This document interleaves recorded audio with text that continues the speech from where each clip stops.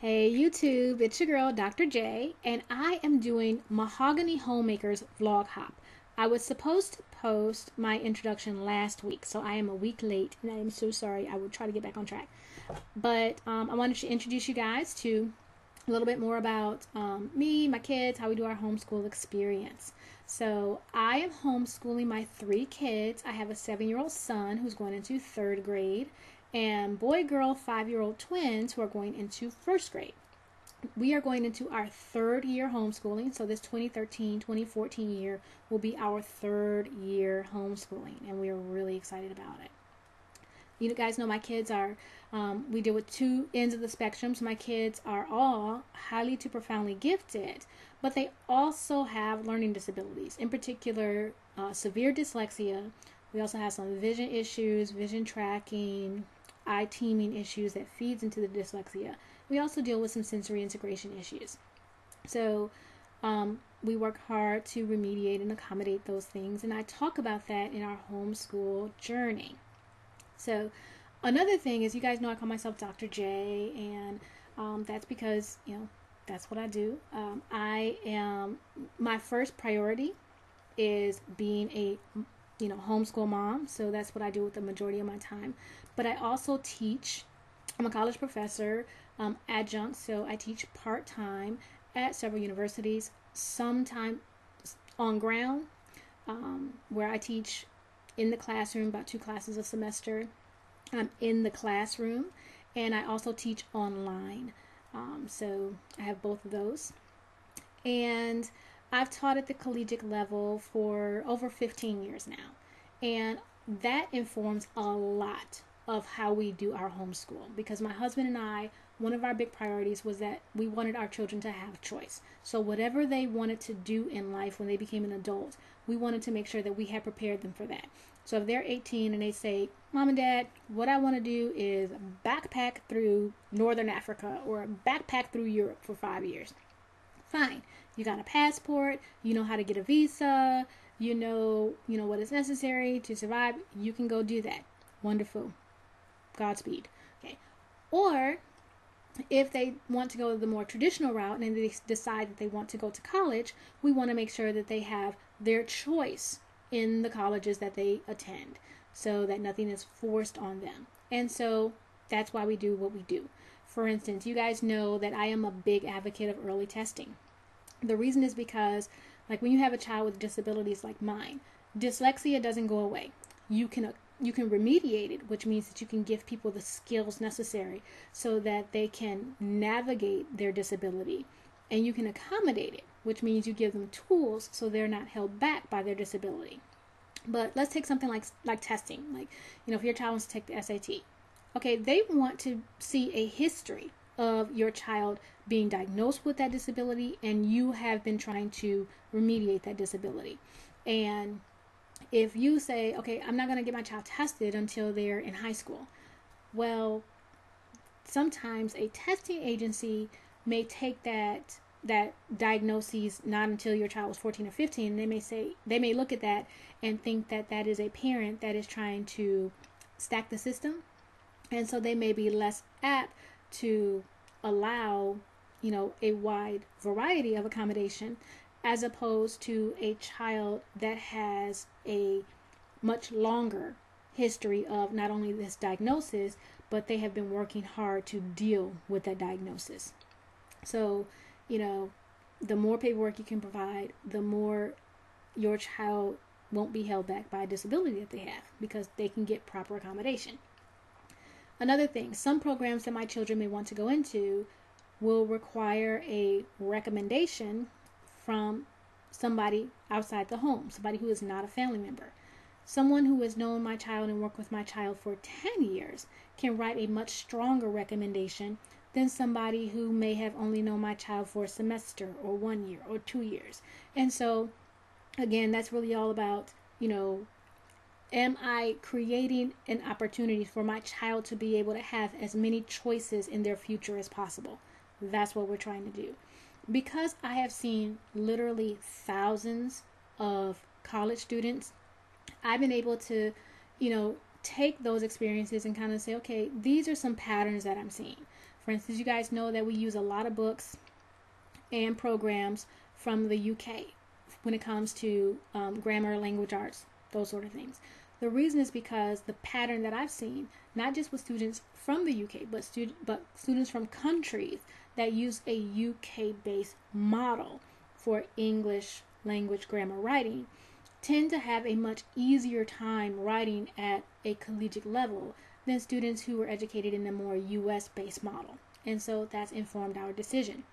When it comes to math, I've seen students that were educated in a more what's known as the Singapore way, not Singapore US Standards Edition, traditional Singapore math. They tend to have a much easier grasp of higher level mathematics than students who are educated in a more US type of math experience, because in the more Asian model, it is important that you understand the concept and theory behind the math, as opposed to calculate, calculate, calculate. Whereas the US model is all about calculation. You don't have to understand it. Can you get the right answer? Whether or not you understand it. Whereas in other models, it's more about, do you understand it? Even if you flub these numbers right here, do you understand what you were trying to do? So that really informs our choice for math. And we do that for lots of things. For science, we say, okay, well, what are the patterns that we're seeing? Where are we seeing success when it comes into higher level things? And that's a lot of what feeds into the choices that we make. You guys know I also tend to use lots of different types of resources.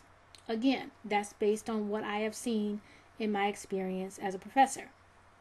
So even though I love EPGY math, I love it. That's not all we use. Even though it can be used as a standalone program, what I do is I want to make sure that my kids see information coming from a lot of different ways, and they can get the concepts, get the answer, regardless of the form in which the question comes in. Because having flexibility and making sure that your child can get it no matter how it's dished up tends to lead to more success academically and then career-wise than if you've just been taught one way. For instance, I know, some school systems that they just use one particular type of curriculum, and they use that curriculum through all of elementary. I know some homeschoolers that they choose one curriculum brand and they use that all throughout all of elementary. Okay, that's a absolute choice, and people can choose to do that. But sometimes if you've just learned it one way, when you start to see it lots of different ways, it can create a little bit of trouble. And so in order to not have that sort of roadblock, we make sure to give my kids things in a lot of different ways so that informs their decision. It also helps with research. So we teach research skills, even, my 5-year-olds. They know when you want to learn a piece of information, you don't just go to one source. You go to several different sources. I see a lot of students struggle because they think that because they read something one place, then that's the answer. But me and my kids, we'll pull out, a couple encyclopedias, dictionaries, different things, and we'll say, what, these 3, 4, 5 resources, they all say something a little bit different. So let's dig through this and see if we can find where truth is. That is just how we teach, and that is based on the things that I've seen over the years, and people, struggling at the collegiate level and having an easier time at the collegiate level. I also look for patterns and, what is the differences in the students that tend to have job offers even before they finish their degree, as opposed to students who graduate and then they tend to have a tougher time, being employed regardless of degree, field, whatever. And so we take those things and we say, okay, well, what are some things that we can do now to prepare our children to have a little bit easier time navigating the world beyond home? Okay. And so that's what we do. I've had amazing opportunity to teach a lot of different students, a large diversity of students. So I've had a lot of students who are traditionally educated in public schools, private schools. I've had a lot of international students, English as second language, from those international students. I've had students with disabilities and get to see how they navigate the system, and what are the different things that they do to have so much amazing success. And I've also had a wonderful opportunity of having homeschoolers. I have about 2 to 3 students who were homeschooled in my on-ground classes per semester, which is about the national average. We have about 3% of children being homeschooled in the United States. So I get to see also, what happens with homeschoolers, when they go to college. And it's wonderful to see, it's wonderful to experience, and I try to use those experiences to inform how we do things in our home. And so hopefully this gives you a little bit more insight on me and how we do homeschooling here, and a lot of what influences my channel. If you have any questions, feel free to post them in the comments box below. And Mahogany Homemaker, thank you so much for even the idea of the vlog hop. I look forward to seeing everyone else's vlogs, and hope you enjoy this one. But Mahogany Homemaker, thanks. This is a great idea, and I look forward to meeting so many homeschool moms. Thanks a lot. This is Dr. J. I'm out. Bye-bye.